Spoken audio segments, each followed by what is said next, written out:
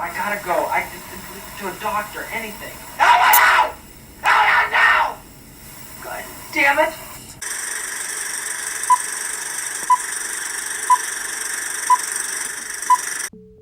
August 14th, 1971, marks the beginning of a historical event that changed psychologists' approach to analyzing the effect of power on the human brain forever.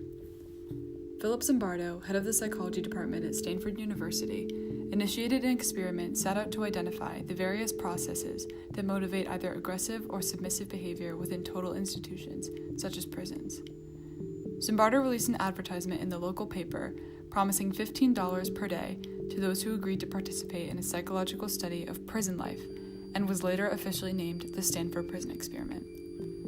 Upwards of 70 total applicants were then given diagnostic interviews and psychological tests administered by co-associates Craig Haney and Kurt Banks, ruling out any applicants with psychological or mental problems. Eventually, 24 applicants from the original pool were selected to participate, all of them Caucasian with a fairly moderate socioeconomic status that chose to remain in the Stanford area over the summer. The group was then evenly divided into separate groups of guards and prisoners in order to realistically approach the experiment. Each prisoner was arrested and booked at their homes. Those playing the role of prisoner were immediately changed into large smocks with nothing underneath. The guards were divided into 3 sets and planned to patrol 24/7 for 2 weeks in 8-hour shifts. The outfits in the experiment for the participants were meant to enhance the reality of the experiment, as the guards carried nightsticks and wore khaki uniforms to convey a militaristic attitude. The uniforms for the prisoners were designed for the sole purpose of de-individuation and as symbols for their subservience. The prison facility itself was constructed in a 35-foot section of a corridor in the basement of the psychology building at Stanford University. Each cell consisted of a cot with a mattress, a sheet, and a pillow only. However, the experiment went awry extremely fast. Guards reacted to their position by taking significant advantage of the subordination of the prisoners and eventually lashed out in acts of incredible violence. This behavior continued, and the mental state of those playing the role of prisoners were depleted at an alarming rate. The experiment was eventually terminated after only 6 days of the originally planned 2 weeks had passed. Although the Stanford Prison Experiment caused tragic psychological consequences for select participants, the study triumphantly advanced knowledge of the impact of power on the human mind and raised ethical questions, as well as shared the reality of prison life with the public. Despite the original intentions of the Stanford Prison Experiment, what occurred as a result of the lack of intervention at the fault of the directors caused severe ethical repercussions and psychological damage that could never be healed. The experiment focused on certain aspects of power that could alter the human brain, such as giving total authority to the prison guards, which allowed the dehumanization of prisoners, lack of surveillance, and the justification of immoral behavior. As the experiment commenced, the researchers behind the experiment were utterly shocked to discover how quickly it turned into a seemingly real prison. Nudity, leg chaining, interrupted sleep cycles, and humiliating games were common punishments when prisoners were slightly out of order. After the prisoners barricaded the doors to their cells in order to avoid severe abuse, the guards used a fire extinguisher to push the prisoners away from the doors. Once in the cells, they stripped the prisoners naked and forced those who were considered the ringleaders into solitary confinement while subjecting the rest to intense harassment and intimidation. In addition to physical and abusive manipulation, the guards also decided to approach psychological tactics as well. They set up one of the 3 cells to be a privileged cell, where the prisoners least involved in rebellion would be able to stay with their beds returned to them. The privileged prisoners were also allowed to wash and brush their teeth and eat full meals after the privilege of meals had been revoked from other prisoners. This was the guards' way of breaking the solidarity among the prisoners. The physical and psychological abuse inflicted by the participants playing the role of the guards was unacceptable and irreversible, bringing tragedy into the lives of those affected. The Stanford Prison Experiment served as a perfect example of everything that could go wrong with a simulated total institution for psychological discovery.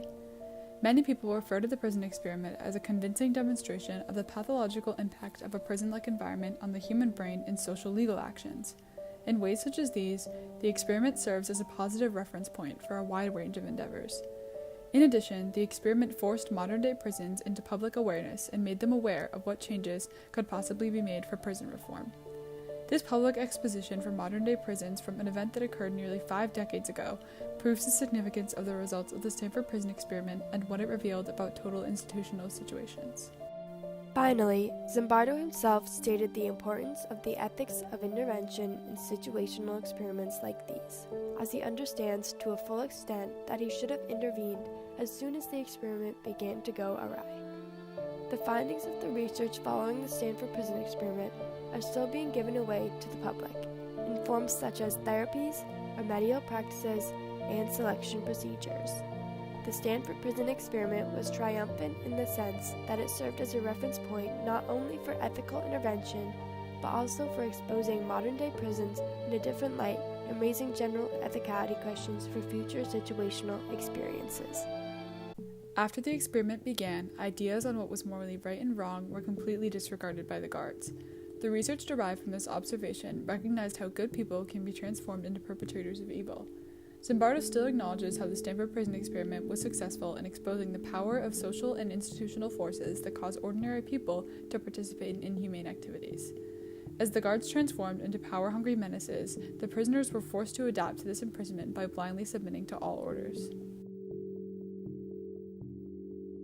Prisoners experienced such extreme emotional distress that they begged to be released. Prisoner Richard Yako was the only prisoner to be released early after experiencing a severe mental breakdown from being forced into solitary confinement in a claustrophobic closet. Yako's breakdown demonstrated how healthy people can experience pathological reactions based on situational causes. The knowledge gained from this experiment provided explanation for the behavior of American military police at the Iraq prison Abu Ghraib.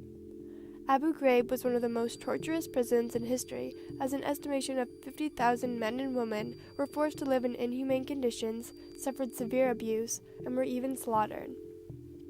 The events that occurred at Abu Ghraib can never be morally justified, but the reasoning behind the actions of the soldiers controlling the prison can be explained by the immense power they were given. A similar instance of power was mirrored in Zimbardo's experiment. The Stanford prison experiment became the perfect illustration of how situational power can influence the actions, values, and moral compasses of ordinary people. As a result of the Stanford prison experiment, several conclusions can be drawn regarding the potential improvements that can be made in order to reform modern-day prisons in the United States.